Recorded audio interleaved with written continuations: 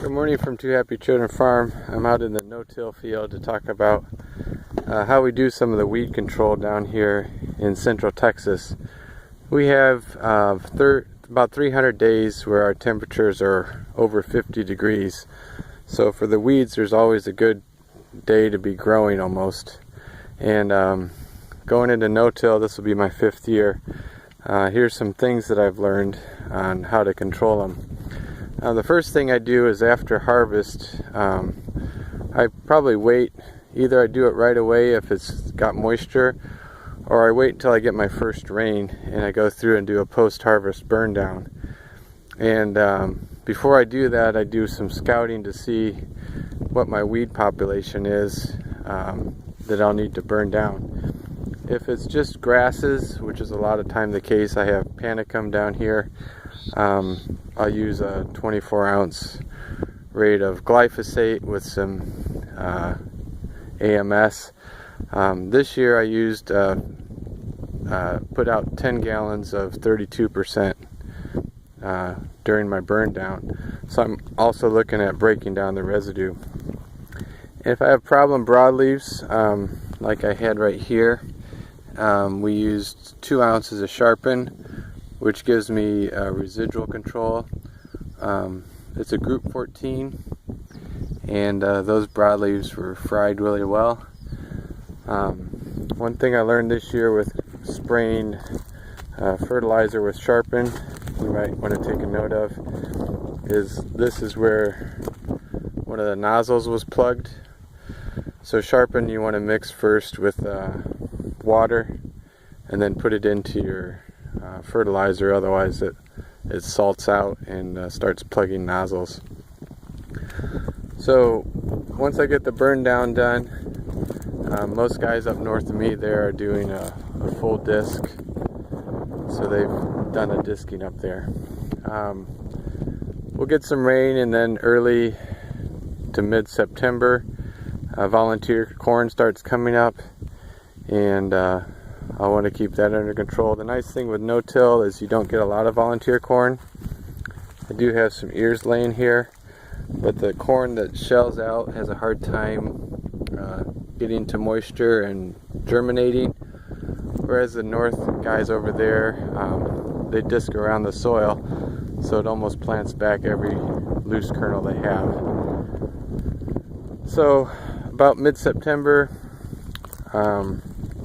is a good time to see some volunteer corn. I might have 3 or 4 leaf stage corn by then. So I came through here about 10 days ago with a 12-ounce rate of Roundup, and at the same time I was upgrading my soil, so I put out 2 pounds of copper sulfate. So I'm building up my copper. So it was not a wasted pass. I needed to put the nutrition out.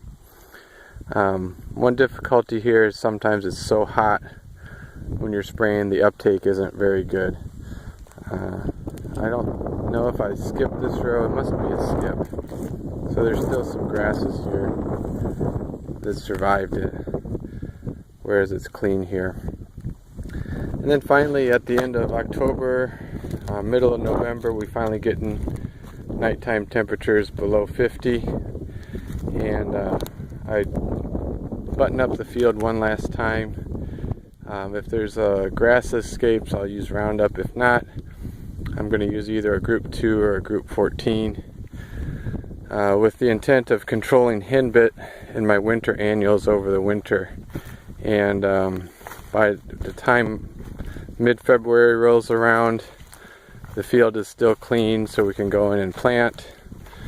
And I can either put in a pre-emerge before planting, or I can follow the planter with my pre-emerge, and that seems to be working pretty well. So there's not a lot written out there on how to do the weed control in central Texas, but what I've been seeing lately over in most fields around me is they've done a heavy disc twice already, and some of them have started their cultivating path, so it's really worked down the soil for that overwinter rains to help erode the soil. This is a shot at one of my hard to control weeds. Down here we have a wild melon that likes to grow in Texas, and the coyotes like to eat it, and then they go around the field and spread it around. So nearly every field around me has these kind of melons. They do winter kill, so maybe by December they'll freeze down. But that last treatment in October, November kind of pushes them towards death, which is good. But they'll lay in place until spring, and they germinate later, like in April when the soils are above 70.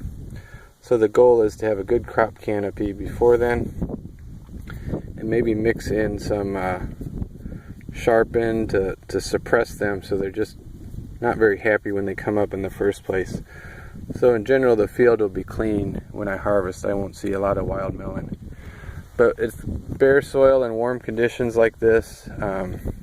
I haven't found anything that really keeps them from coming up in the first place.